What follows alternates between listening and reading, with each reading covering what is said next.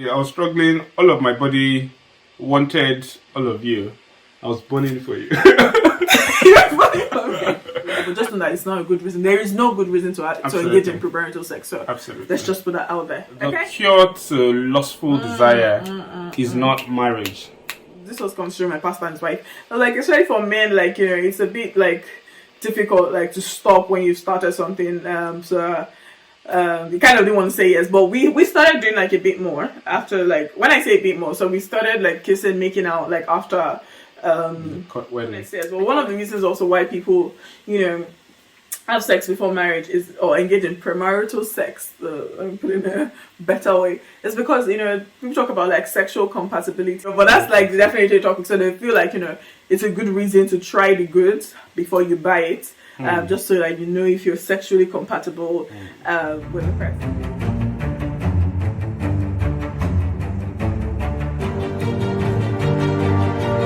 Welcome back to my channel. This is Tommy Daniels and Shay Daniels. So this is the concluding part about our abstinence story, why we did it, our struggles, and basically, yeah, just spilling the tea and telling you how we were abstinent until we got married, and we got married when we were 27. We've agreed on that. But we were 27 when we got married. If you have not watched the first part, that we really got deep into like how we started or why we, you know, decided to do that. And yeah, definitely make sure that you stop this video right now, watch that first. I'm going to link that video, and then you can carry on watching this. Okay, so now we're going to get into how you know, coming into a relationship, how you're able to stay abstinent, because obviously I think it's a bit of a different ballgame when you're not in a relationship.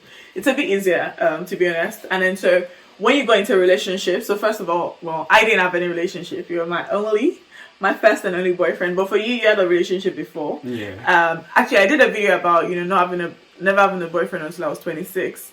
Again, check that video out. So how were you when you got into a relationship? What was it like? Was it a bit difficult? And then we'll come into like when both of us got into a relationship together, how that was. And trust me, there were struggles. All right, so how was it? When I got into a relationship, it was a relationship that I was planning would end in marriage, right? And then I got into this relationship. I think I was 25.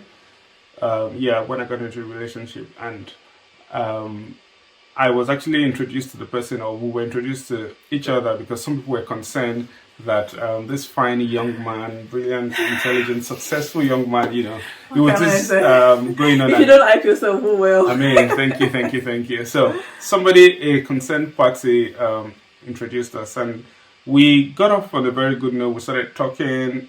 Well, I believe strongly that I'm sapiosexual, so I'm attracted to intelligence. Yeah, deep calls onto deep, and then, you know, we can come to the physical. But yeah, so we had a conversation over phone. We spoke for a while, and then we met, and, you know, things just seemed well, right? I asked all the pertinent questions, and I got the answers. You got all the Christian textbook answers. Yeah, and this is bearing in mind that this person was a leader in their church, and they were all doing a very spiritual position, as it were, in the church. So it wasn't like the person was a bookshop manager.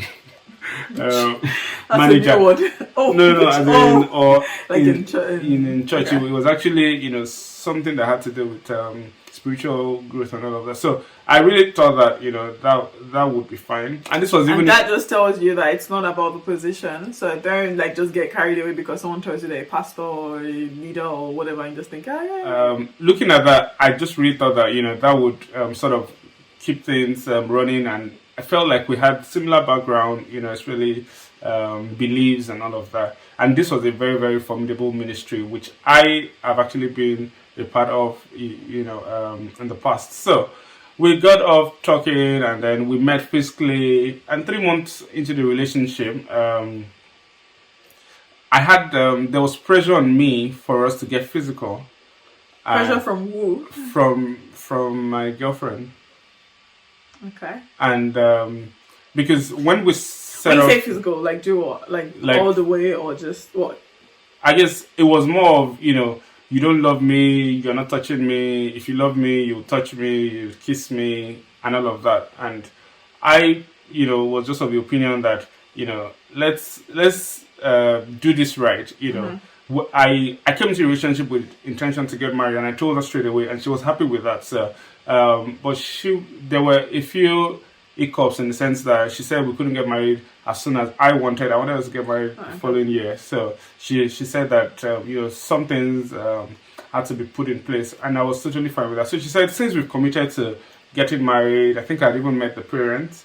Person is like, we might as well, kiss, make out and all of that. So, drum roll. Did I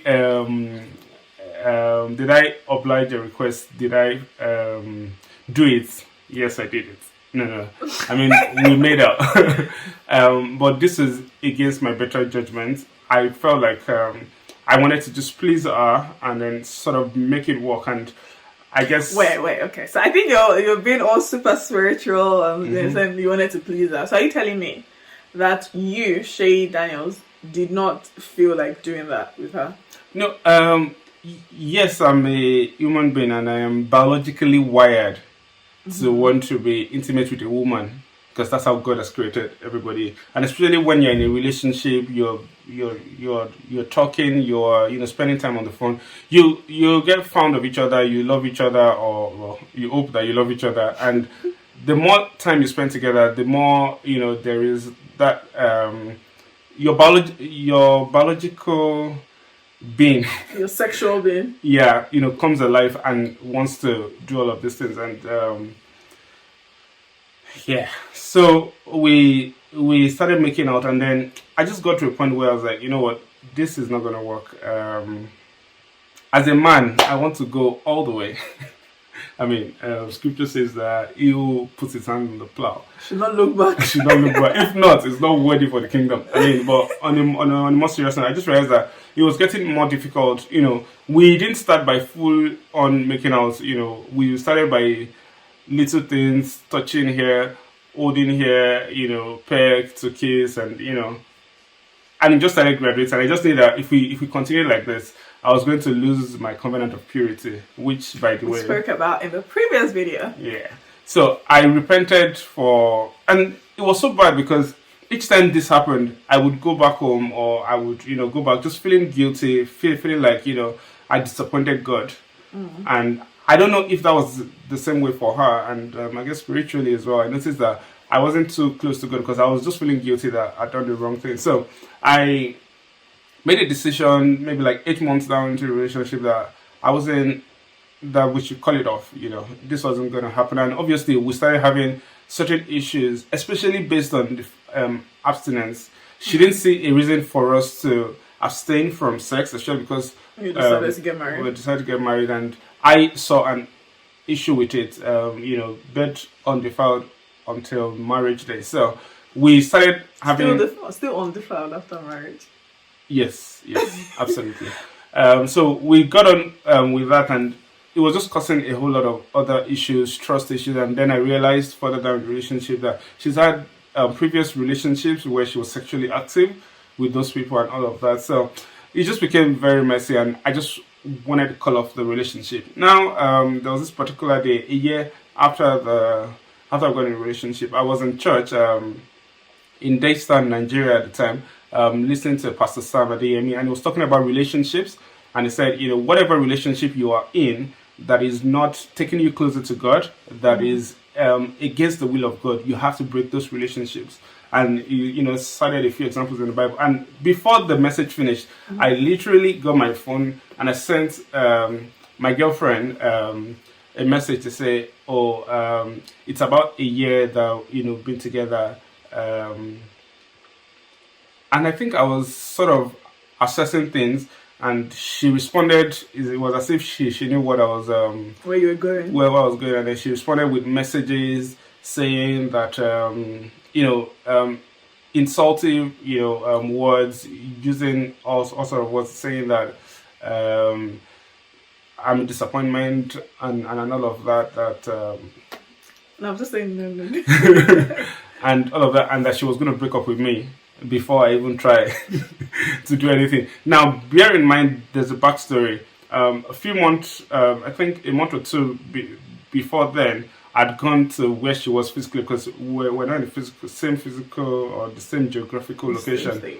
So I'd gone to meet her to try to break up with her, and I wanted to be a perfect gentleman, as you know. I took her to a nice restaurant where I had the first course, second course, and we're about to get on the dessert. I'm like, this is a good time to break up the relationship. And as I started, she saw where I was going. I was saying, this is not working. We have difference of opinion. So this was a month before the text message. Yeah. Okay. So and then she started crying, saying, how nothing lasts. It almost looked like an emotional blackmail. So I'm like, you know what? I ended up consoling her, and then bottom line, I didn't break up that day. But that was my intention. So I went back to my house, and I was feeling really bad because I had a mission that I didn't. Anyway, calm down. Fast forward to this day in church, and she sent me all of those messages, and then she says, "Don't bother calling me." Okay, I told her that we need to talk. Yeah, it was part of my message. So she said, "Don't bother calling me. We don't need to talk about anything." I blocked you on WhatsApp, blocked you on Facebook, blocked you everywhere, deleted your number, and that was it. So. I'm like, okay, well, thanks for making it easy, but a part of me still wanted to explain, or sort of do it amicably. So I left her, and I went on, and 2 weeks later, she sends me a message. No, she calls me, and then she sends me a message. I didn't pick the call. She sent me a message that we need to talk. I actually thought it was a matter of life and death. And then we spoke, and then she was saying, how she's sorry about how she responded, that she really just gets emotional sometimes, especially when it feels like somebody's trying to do her a wrong and all of that. So I said, okay, that's fine. So she said, what did I want to talk about? So I said, I was going to just continue where we started when I came to visit, how this relationship is not working, and I think we should either go our separate ways or take a break. And she's like, no, there's no break. It's either we're, I was like, don't call me again. You're silly. Again, she ranted. I actually kept the messages for a while because it was just very terrible words that she used. And then. So you wanted to be revisiting it? No, I was just wondering what I could have done to ever deserve this kind of thing. But thank God I could have access to messages again. So we broke up the relationship for good. So that was my relationship about how abstinence help me break up. And I think actually it's very good that you share that, because I think the most stories that you hear is usually the other way around, where the ladies are the ones saying, "Oh, I want to remain pure, I want to abstain from sex," and then it's the guy pressuring and saying, "No, it's okay, we're gonna get married." But here you can see that really it's not just the ladies; the guys also go through that as well. So don't feel alone. So okay, now fast forward to us being together. How was that? Like, what were our struggles? Maybe I'll go first. I think you should go first. Yeah, okay. So I think that the very first time that I kind of wanted to get not physical with you. So this was before we actually started going into a relationship. If you want to know about how we met, I'm sure that there are loads of videos about that. So just go to the relationship playlist. I'm pretty sure like I've talked about like how we met and stuff like that. So this was when we met or re-met before we go into a relationship. So I was in Nigeria at the time on holiday, and I'd made my intention. I don't know, but we were hanging out. We obviously knew that we liked each other. Yeah. So I was pretty much spending. Somebody refused to say I love you, and that's why should I say I love you? I was in a relationship with you. Well. I did. That's another topic for another day. To be honest, like with you, like I was doing like. I was seeing myself do things that I would have thought I would never do this. I would never have thought like I would say I love you to someone that I was not officially in a relationship with. Me, I wasn't all about all those let's see how it goes. But because there was a time like this is kind of deviating from the topic. But I remember saying like he told me I love you sometime, I don't know, in January sometime like when I had come back to the UK, and before I had given him my response, at this time he had asked me out and told me like was looking to get like. when I was to get into a relationship with marriage in view or something like that. And then one of these conversations, I was like, "Oh, I'm praying, I'm coming, I'll get back to you." But one of the conversations we're having, and he said, "I love you." I was like, I didn't know what to say. I kind of just said thank you or something. But then later, like I realized that I said I love you as well. And then this was still before we go into relationships. So I was like, relationships will make you do things that you probably thought that this was either beneath you, or you just think, "Oh, I'm too good for this now. I'll never kiss a guy that I'm not in a relationship with. I'll never do this. I'll never."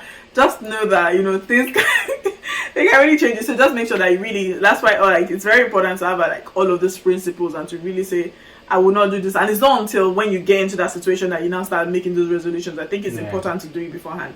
Anyway, so when we went to the cinema in Nigeria, we went with the siblings. We were sitting together, and the siblings were sitting next to us. And then instead of me sitting like this and watching the movie, as you should, I think the atmosphere in the cinema just felt really conducive. It was dark, of course, and I just found myself kind of leaning in a little. And then my guy here was just like straight there, like he didn't even try to do any like small. I was trying not to make it too obvious that I was like kind of leaning in. But of course that was just a small thing. That was all that happened. But that was for me. That was like, first of all, I would have thought like no, I would never do that. Like, I'm not even in a relationship with the person. Like, I would be very like serious and focused as a Christian, a good Christian lady. But I think that was my very, very first experience in trying to do anything with you. And then nothing happened like when we were in Nigeria. But then I came back here. We got into a relationship officially, and then you came here like a couple of months after that. You came here on holiday, right? And then I proposed. Yeah, you proposed. I mean, to be honest, we didn't really get married by that time, but you proposed to fulfill our righteousness. But it was important. It was important to me. So you proposed. Proposed the right way. Yeah, watch the video about how not to propose. I did a video about it, and I talked about the failed marriage proposal. I wasn't with you, with someone else, or my failed or marriage proposal gone wrong, my experience. So watch that video. And then you proposed, and what happened?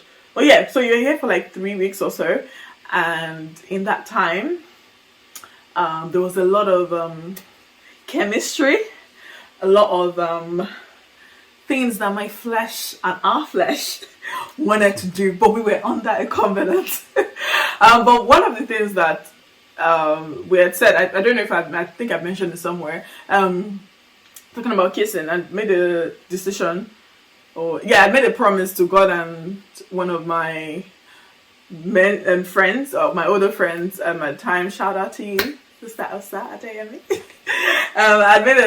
She basically made me, well, she didn't make me, but she encouraged me to say like I wasn't going to kiss, and it was very good. It was actually a good thing, because if she hadn't, we would definitely have been, because also Shay, you were fine with that, we kissing, but then because we couldn't kiss on the lips, we got really creative and started doing some other things that we probably shouldn't have done. But what I'm saying is that these are two people that are, good Christians, good children of God, of age. We know we were getting married. We know there was a date, so it wasn't just like just dating.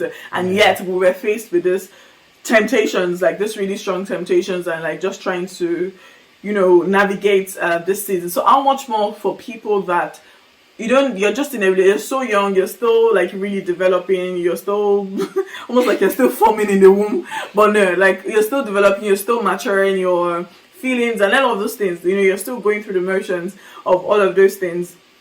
Then you're in a relationship with someone, and then there is no set day. You're just seeing how it goes, and you don't have any rules, any regulations, anything goes. Whatever happens today, you just take it. I feel like it's such a dangerous place to be in.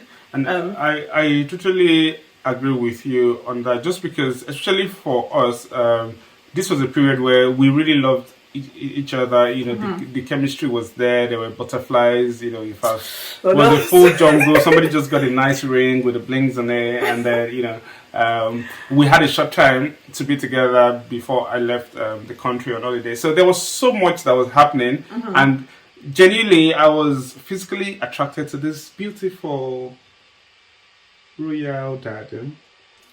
Merci.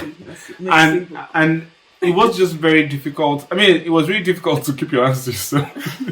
I mean, I know the thing about like stolen waters is sweeter. Like you would always like just one touch. Literally, Shay can touch me like this, and all the electricity that will flow through me. Like honestly, it was the power of the Holy Spirit in me. Come on. I don't think, but I'm not even joking. Like honestly, like just the slightest touches. Well, not slightest. Not like I was on it or anything. But like, especially like, I mean, if we're outdoors, like, and I'm touching, it's probably okay. But when we're alone, when the atmosphere is like conducive and settled, and we say like just the handshake, all those things, like it's really like the response in my body it was truly powerful. That's the best way to put it. And but how was it for you? Like, were you struggling? Well, yeah, absolutely. I was struggling. All of my body wanted all of you. I was burning for you. You're burning for me. And yeah. I want to say that you need to keep this PG. Yeah, I mean, it wasn't like we did anything silly, but it was things that because we had standards, you know, and our standards were not just from frivolity or just because we wanted to. It was because we had a covenant with God. Yeah. And we knew where we couldn't get to, or you know, we knew that could not be broken. It wasn't negotiable. That was negotiable. So it was like you said, you know, we got creative. Yeah, we weren't going to kiss, but a hug would mean so much, you know. And then by the time you're done hugging, you're not wondering, it's not just hug, you know. But how much more can we do? How far can we go without, you know, and still being in line, kind of thing. And I think actually it got worse when. So after we had gotten, we got traditionally, I feel like I said it so many times, but we got traditionally and legally married in July 2017 in Nigeria. And then we had our church wedding in December of the same year, so 6 months after. And the church wedding is our wedding anniversary. That's when we consummated our marriage, and that's what we wanted. However, in between that time, so between July and December, he had come in, like he had relocated. So at this point now, he had relocated in September. So we had like 3 months together before, or like 2 months also together properly before. What's his name? Okay, it's not coming. We had about 2 months together, 3 months together. That was harder. Yeah. And it was a lot harder because also, you know, I remember having a conversation with my pastor just before I went to Nigeria on for the traditional and the court wedding, and I was asking him that, oh, you know, now that we're getting married, it should be okay, right? So I mean, we're getting married, but we're still waiting, but we should be able to, like, you know, start to do some things. And I was like, it was trying not to say yes or no, but I was like, to be honest, especially for men, like, you know, well, this was considering my pastor and his wife. I was like, especially for men, like, you know, it's a bit like difficult, like, to stop when you started something. You kind of didn't want to say yes, but we started doing like a bit more after, like, when I say a bit more, so we started like kissing, making out, like after the court wedding. And to be honest, for some people, once they've done the court wedding or maybe traditional or whatever, like it's really up to you, like whatever you decide. It was just a case of we made a decision that the church wedding was what we like. That was really our wedding, and that was what that's what we count as our wedding anniversary. That's when we decided to consummate the marriage. But at the same time, I knew that, you know, to be honest, even if God forbid something we wanted to call it off in between that July and December, it wouldn't have just been a straight breakup. It would have been like a divorce, not divorce, but like annulment, because, you know, you hadn't consummated the marriage. So I was like, yeah, this is still a marriage, so like doing this is still okay. But we still knew that we definitely didn't want to go all the way. So yeah, those times between July and December, it was really hard. Anytime we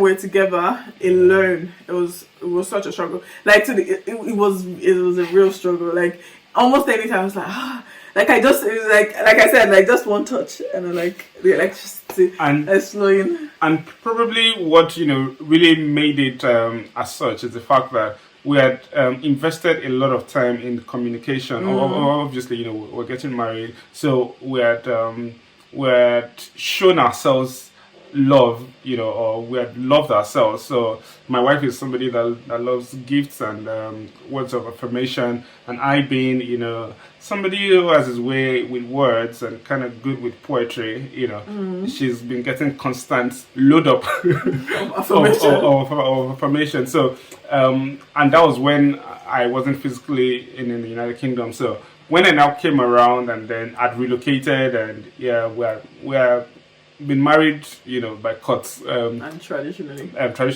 and in the registry. So I mean, it sort of makes sense, but it was really difficult. Like, if we were in the room together, it was difficult to be in the room together without anybody there. Like, even if we were not sitting next to each other, there was just that the environment was tense. it was very tense. and like you said, literally, just a touch, a smile, would really spark up emotions. And I think we had to get to a point where we just had to call ourselves to order and say, what, we can't do this. How far is too far, and it was really difficult. And it brings me to the question of, how do people cohabit?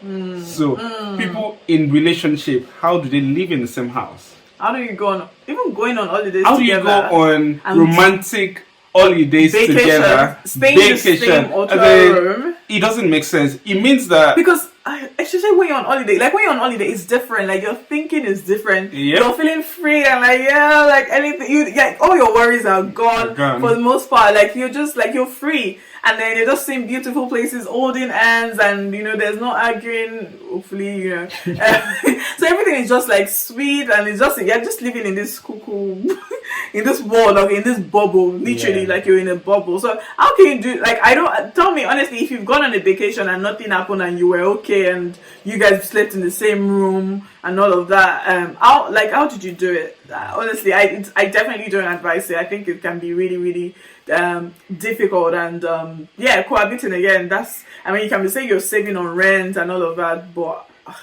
is it worth the going falling into temptation for, because that is the very conducive environment. When you're living with someone, you have bad days, there are days you want to comfort them, you see them when they're happy, you see them when they're sad, what's left? And then this is just to say that, for people that, some people, I know some people that date for a very long time, and, they say they are doing, they're planning or whatever, they're getting to know each other. It's not something that I would recommend. I wouldn't recommend that anybody should date for long. Circumstances happen where it's beyond your control. But don't intentionally set out to date somebody without marriage in view, or non-purposeful dating really is. By dating, really, we mean in a relationship. Yeah, and then that's one part. Then there's the other part of the people that become Lord of the Rings. So they propose to you, they give you the ring, and 2 years down the line, you're still wearing the ring. No marriage. You're still planning. You're still planning. And I'm just trying to think about how you guys are, able to stay, without having sex or making love. It's a very good question. But that brings us to the end of this video. We just wanted to share the fact that yes, God helped us. We were able to keep ourselves, until marriage, but it wasn't like a walk in the park. And that's even with all the decisions that we had made prior to meeting each other. That's even with the fact that we have the Spirit of God in us and we are children of God, walking in the Spirit and all of that. Absolutely. Yet there were struggles. So I really would like this video to encourage you, if you're not married yet. I pray that this video encourages you to make a decision now to keep yourself, but you do it because of God. Because if God is not your why, honestly, I feel like your why will be, even with God being your why, you will be tested. It will really be pushed, and you really will need to know why you believe what you believe, and why you believe what you believe, or why you are doing what you're doing. Because it will definitely be tested. But I just really pray that this video encourages you. Also, if you've already had sex in the past, it doesn't matter. but it doesn't matter. I mean, you can make a decision on what you do from today, Yeah. going forward. You can't change what has happened in the past, so there's no point crying over spilled milk. It's happened. But the question is, what are you going to do today? What changes are you going to make from today? How are you going to start living from for God for today? And don't feel like because you've made mistakes in the past, that's another misconception. Like because you've made mistakes in the past that you only deserve second best, and God is not interested in who your life partner is, or is not interested in giving you his best in terms of a life partner, a husband or a wife. Okay, so yeah. I've got 2 cents, okay. And this is just for especially single people. I don't know if you probably have heard this from me, but you should not, there's always the first time. First thing is, do not awaken love until it's time. That's in Ecclesiastes. Absolutely. So awakening love, is usually putting yourself in compromising positions. You're not ready to get married, but you're dating. You are you are leading people on, all of those kind of things. You're putting yourself in compromising situations or environments. Yeah. You are the one always putting woman crush, and it's just one young lady that you talk to that's your woman crush every time. Things like that, or calling people sweet names. Just be careful. I feel like you're talking to someone. No, I'm actually not. I'm actually not. That's one. 2, the cure to lustful desire is not marriage.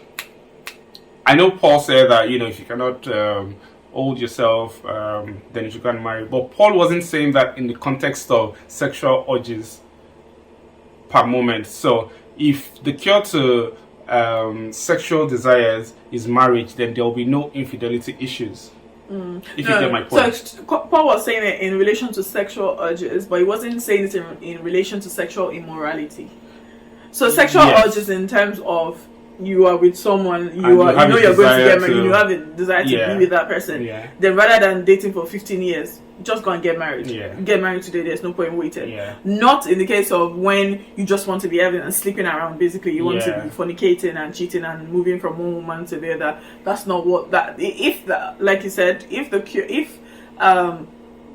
cure to sexual immorality or fornication or adultery was married, there won't even be adultery, because adultery is basically when you're married, sleeping with someone else. But if the cure to fornication was getting married, then there will be nothing like infidelity. There will be nothing. You will not even see anyone and be attracted to them. But that's not the cure. So when God is saying abstinence and all of those things, really it's for our own good. It's teaching us self-control. It's really a life skill that you need, because even when you get married, you don't stop being a sexual being, right? Even when you're together, like do you think when you get married, well, I don't know, but when you get married, you don't particularly have sex every single day. Maybe some people do, and that's fine, more strength.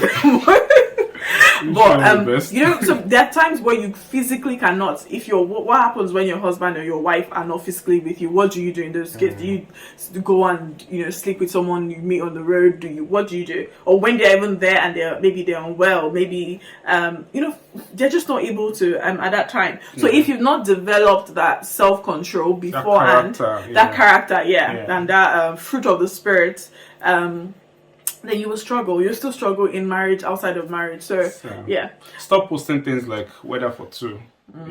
Keep the weather for 1, right?